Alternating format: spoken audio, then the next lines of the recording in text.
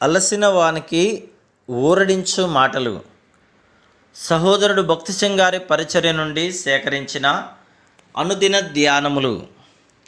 April 17. మీరు దేవుని ఆలయమై ఉన్నారనియు దేవుని ఆత్మ మీలో నివసించుచున్నాడనియు మీరెరుగరా. 1 కొరింథీ 3:16. న్యాయ విధాన పథకము మీది మొదటి వరుసలోని 3వ రాతిపైన జెబూలూను గోత్రం పేరు కలదు. అది దేవునికి సమీపంగా వచ్చుటకు సహాయపడు ఆత్మీయ అనుభవమును గురించి తెలియజేయుచున్నది.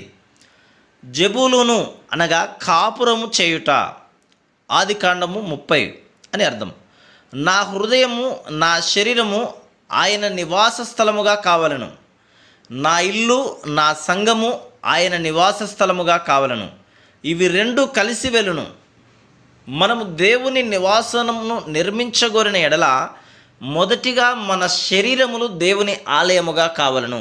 1 కొరింథీ 3:16-17 వచనాలు. ఇచ్చట గంభీరమైన హెచ్చరిక కలదు. దేవుని గృహ నిర్మాణమునందు మనం పాలిభాగము పొందగోరిన ఎడల దేవుని నివాస స్థలముగా నుండునట్లు మన శరీరములను మనము పవిత్రముగా పరిశుభ్రముగా ఉంచుకొనవలెను. మన జీవితములను కూడా పరిశుద్ధముగా ఉంచుకొనవలెను. అప్పుడే పరిశుద్ధాత్మ మనలో పనిచేయగలడు, సులభముగా నివసించగలడు. లేని ఎడల ఆయన మన పనిని అంగీకరించడు. ప్రతిసారి మనము తలంపులు, మాటలు, క్రియల ద్వారా మనలను మనము అపవిత్రపరచుకుందుము. మనలను శుద్ధి చేయుటకు ఆయన ప్రశస్త రక్తమును కోరుకొనవలెను. ఆ విధముగా మన జీవితమంతటినీ ఆయనకు ఉపయోగకరముగా, పరిశుద్ధముగా, పవిత్రముగా, మచ్చ లేకుండా ఉంచుకొనగలము. అదేవిధంగా మన గృహము ఆయన నివాస స్థలముగా ఉండవలెను. యోహాను 12లో ఒక గృహమును గూర్చి మనం చదువుచున్నాం. అది యేసు ప్రభు నివసించదగిన ప్రాముఖ్యమైన సంతోషకరమైన గృహం. యెరూషలేములో ఎన్నో గృహములు ఉన్నప్పటికీ యేసు ప్రభువు ఏ రాత్రియు అక్కడ నివసించలేదు. సాయంకాలమున బేతనియకు కానీ ఒలివ కొండకు కానీ పోవుచుండెడివాడు. ఆయన ఎడతెగని సన్నిధి వలన అది సంతోషకరమైన గృహముగానైనది. నోటి మాట చేతగాక నిజమైన అనుభవం ద్వారా యేసు ప్రభు అక్కడ జీవము గల శిరస్సయ్యను. యోహాను 12లో చదివినట్లు బేతనీయలోని గృహంలో లాజరు ఉండుట అనున్నది పునరుత్థాన శక్తిని గురించి తెలియజేయుచున్నది. కుటుంబముగా మనం పునరుత్థాన శక్తిని ఎట్లు కోరుకునవలనో ఎరిగి ఉండవలను. దేవుని వాక్యము ఆహారమును గురించి మాట్లాడుచున్నది. దానిని మనము సహవాసము ద్వారా అనుభవించగలం. అసూయ, సనుగులు లేకుండా సంతోషముగా ప్రేమతో చేయు పరిచర్యను గూర్చి మార్త మాట్లాడుచున్నది.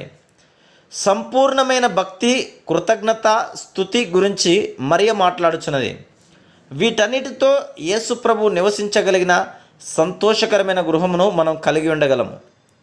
యేసుక్రీస్తు ప్రభు యొక్క శిరసత్వమును, ప్రభుత్వమును గుర్తించుట, పునరుద్ధాన శక్తి, అధికారముతో ఇవ్వబడిన దేవుని వాక్యము, ఇతరులకు సేవ చేయుట, సహాయము చేయుట, కలిసి ఆరాధించుట ద్వారా మనము దేవుని సంఘమును నిర్మించగలము. వీటన్నిటి చేతనే సంఘము దేవుని నివాస స్థలముగా కాగలదు. దేవుని నివాస స్థలమును కట్టుటలో మన భాగమును మనం పొందిన ఎడల దేవుని సన్నిధిని అతి సమీపంగా మనం అనుభవించగలం. దేవుని ఇంటి నిర్మాణములో ప్రతి విశ్వాసికి పాలిభాగము కలదు. మన దేహములు దేవుని ఆలయమైన ఎడల సహజ సిద్ధముగానే ఆయనను, ఇతరులను ఎట్లు సేవించవలనో ఆయనే తెలియచేయును. ప్రతి విశ్వాసికి పాలిభాగము గల పరలోకపు సంఘమును గూర్చిన పరలోకపు ప్రణాళిక అప్పుడు మనకు బయలుపరచబడను. మన నుండి ఆయనకు ఏ పరిచర్య అవసరమో ప్రార్థన ద్వారా మనం గ్రహించగలం. ప్రభువా, అవసరతలోనున్న ఎవరికైనాను సహాయము చేయగోరుచున్నావా? లేక నిరుత్సాహము, దుఃఖములోనున్న వారిని ఆదరించగోరుచున్నావా? అట్లైన ఎడల ప్రభువా, బలహీనతలో, పేదరికములో, రోగములో, నిరుత్సాహములో ఉన్న వారి కొరకైన నీ తలంపును, నీ వర్తమానమును నాకు అనుగ్రహించుము అని మనం ప్రార్థించవలెను.